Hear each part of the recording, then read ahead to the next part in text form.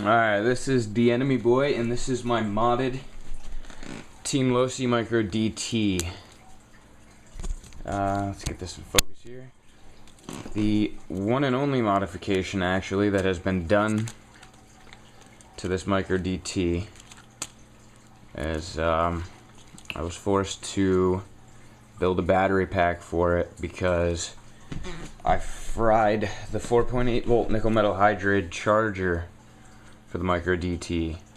So there are now two plugs on here, and this is it's a homemade 2-cell lithium battery I created from batteries from two Go phones. So this is an 800 milliamp this is an 800 milliamp battery, so it'll last quite a while. Runtime, I would say, is well over half an hour.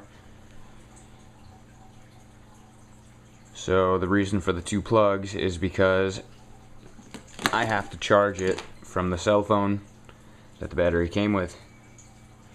So I've modified the cell phone, soldered in the plug from the old charger, and when I need to charge, I have to charge each one of these batteries separately because that's all the charger can handle.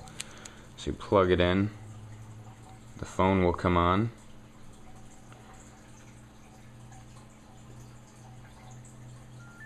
and there you go, it's charging. And that is an indication of how many bars I have left on my charge. So I've run it for about 5-10 minutes before I decided to make this video, and I still have 5 bars. You can run it for about a half hour or so and still have 3 bars remaining, so I know for a fact it will go well over a half an hour. This will also tell you when your battery's fully charged, so there's no guesswork. Unplug it, charging stops. Let's see.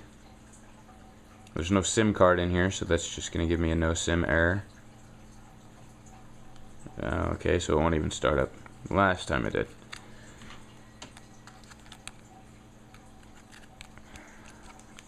But that's a pretty powerful battery there. Other than that, the entire Micro DT is completely stock. Stock motor, stock board, stock servo, stock everything. Just added the extra plugs there, and this battery is no joke. I do experience thermal shutdown on the Micro DT. After about 5 minutes of driving, it begins to just get too hot, so it shuts down to prevent anything from being destroyed. There is a modification that I was reading about that lets you remove the thermal sensor that's right there in front of the FETs, but you would need to upgrade the FETs or you're just going to burn them out. So it's just about cooled down enough from my last run where I can show you guys what a difference this has made. Another thing that I wanted to mention is on each and every one of these cell phone batteries there is a little circuit. If you want your battery to work with the Micro DT, you have to rip that circuit off and then solder the plugs directly to the actual battery. So when it's time to run it, you just plug in both batteries and find a place to put the battery. That was my biggest problem. I had originally put the battery on here and it was back further so that it was leaning against the steering servo plug, and I slammed it into the wall and it ripped the whole plug right off of the board. But I've since repaired that, and you just got to be really careful when you have stuff stacked on here. It should have the plastic cover, but with the plastic cover I'm not able to place the body back on the truck. It's a tight fit, but it does fit.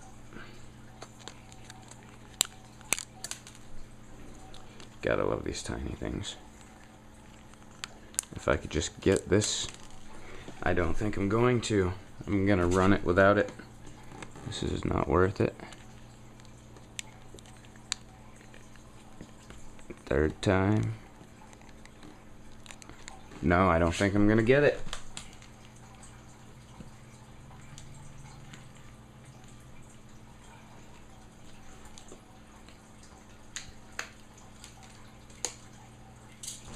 Alright, so we have the body on. It's there. You can see the battery inside of there, the little windows that I cut. It doesn't look too bad. I'd like to get a new body for it personally. But let's give it a listen.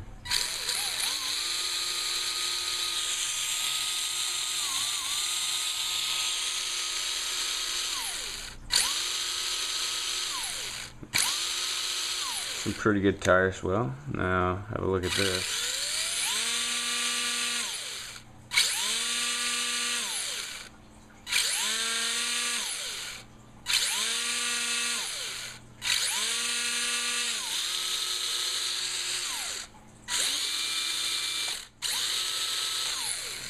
Alright, let's put her down and drive it. This back in focus. It's definitely a fun truck to drive now. It's a little crazy, a little hard to control, a little hard to drive inside. And there you have it. It's really, really fast.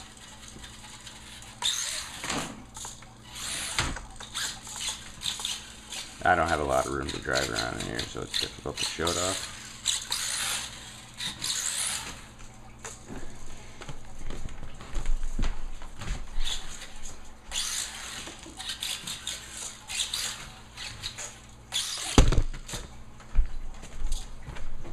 Now, I don't know if you saw that, but it ripped a wheelie and hit the camera.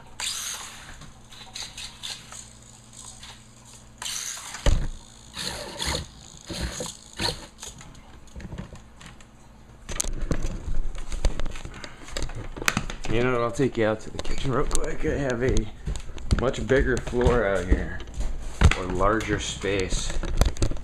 Let's see if I can get you up here so you got a good view of most of the floor.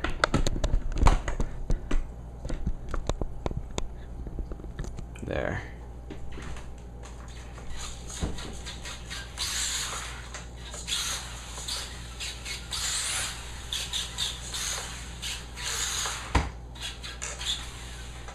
And there's the thermal cutoff. It happens when it gets warm. Lets you know it needs to cool down. I'm going to ignore it.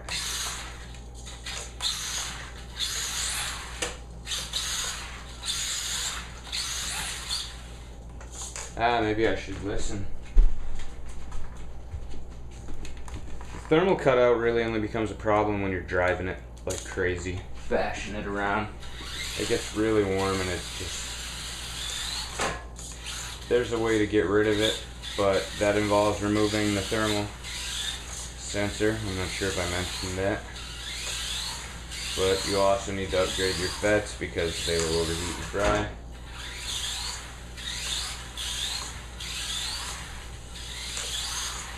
But yeah, if you're not bashing it around like crazy, it'll drive without the thermal sensor cutting off.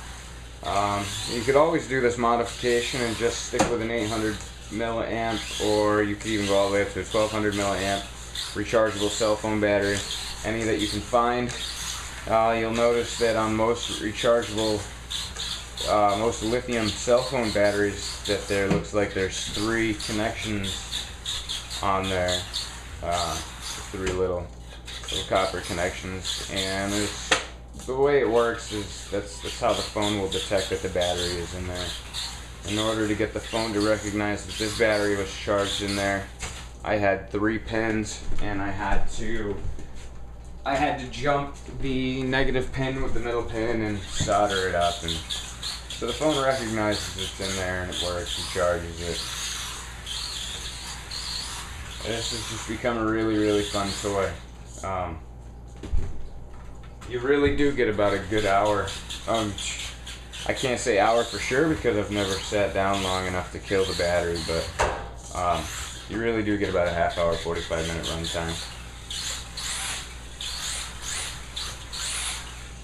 But the more you beat it, the quicker the thermal shut off is going to happen.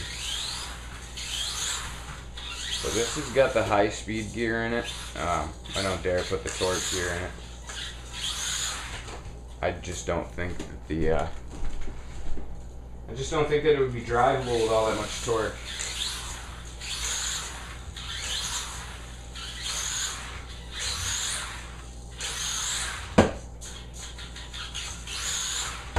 I'm really surprised I haven't broken anything yet. There's the thermal cutoff. You can see when I start beating it around, it likes to shut off because it gets really, really, really hot.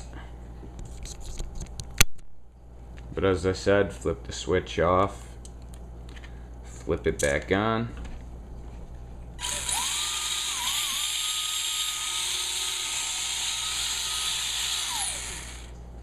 I've been working on this for the past couple of days, getting everything just the way I want it, and I realized that I just want more speed. And I didn't want to spend a lot of money to do it, so in fact, I really didn't spend any. I just had these phones laying around, and one was donated for the project.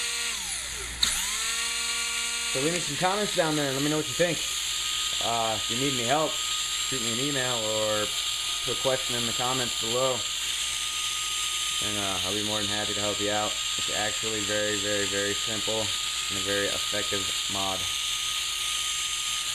Now I love my Micro DT.